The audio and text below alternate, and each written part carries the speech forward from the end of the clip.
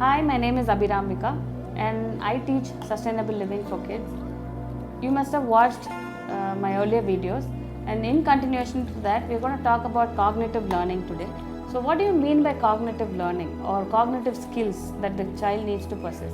Cognitive skills are certain skills that are very crucial for learning for children. So what do we do to develop these cognitive skills? The very basic important part of cognitive skills is the attention or the attention span, you would say.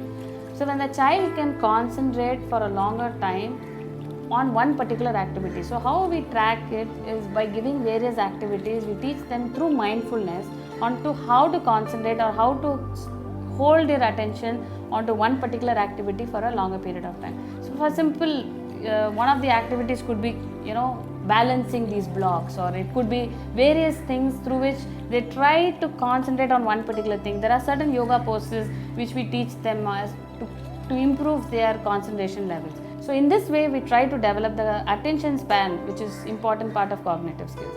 What's the next important one would be the memory, I would say. So when you look at memory, there are two types of memory. There is one long term and one short term, or the working memory we say.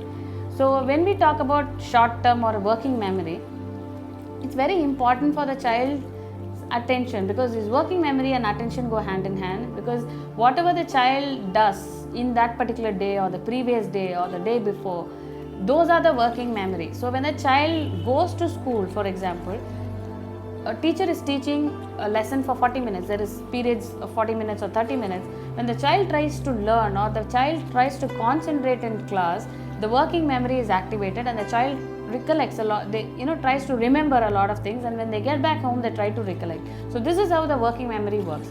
So for learning for a child, this short term memory or the working memory forms a very important part, because for example, when the child, in the same example, when the child is in a class and the ma'am is teaching something and the child's attention is not very good or is slightly weak, the child needs to redo the same subject when they get back home, or they don't understand a lot of concepts, which is because the working memory was not strengthened. So the moment we start doing that and the child gives their attention to the fullest in doing one particular activity, this child starts excelling. Now here we always say multitasking, and we would have heard a lot of people do multitasking, and we keep reiterating to the child that at one particular time the child can do only one activity with full attention. Even for us as adults, we cannot multitask. At the same time, we cannot concentrate on different activities. Any particular second or that millisecond, we will be concentrating only on one activity, and there can be only one thought in our head.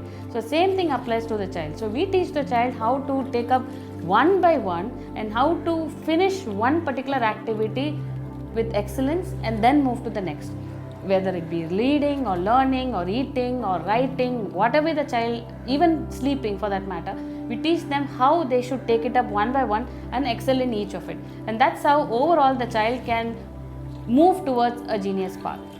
Another important thing is the learning skills. So we already saw there are three types of learners. So the auditory and visual learner and the kinesthetic learner. For a child, there is a lot of seeing, and they see a lot of colors, they see a lot of bright things, and that's how they can recollect. And when they do that, coloring, for example, let's take coloring. So coloring or drawing helps them in 2-3 skills. They are drawing, so they use their kinesthetic skill. They're seeing colors.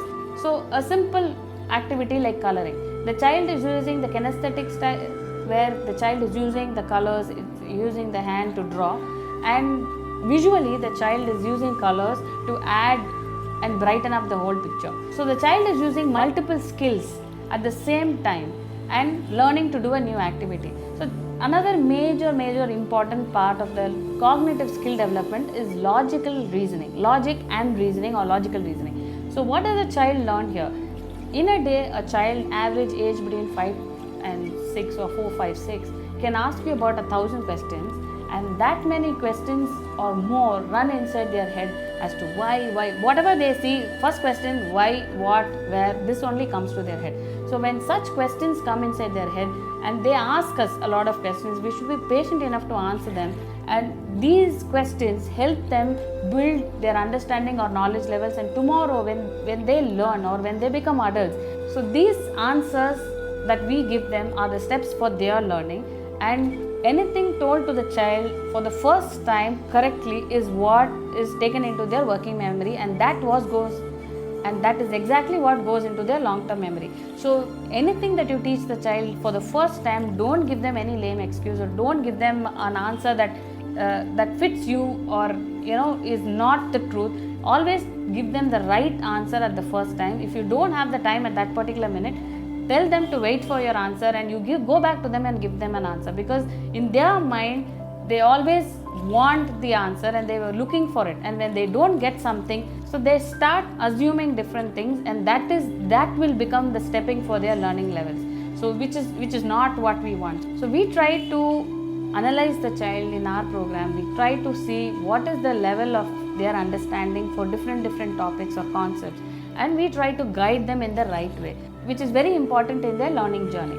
Now, a last one which I would want to emphasize on the cognitive skill would be processing time.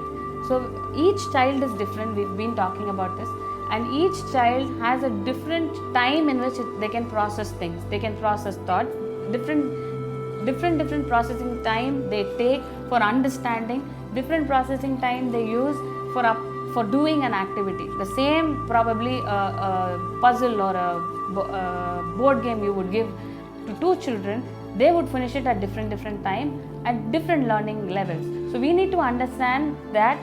So what we do in our courses, we try to balance this processing time for the child. The ones who are a little slow, we try to boost them by giving them certain activities with certain timed activities, I would say. We do that for the children. And for the ones who are doing it at a high speed, probably they're missing out on few things, or they're not doing it perfectly. So we try to balance the time in which they complete the activity.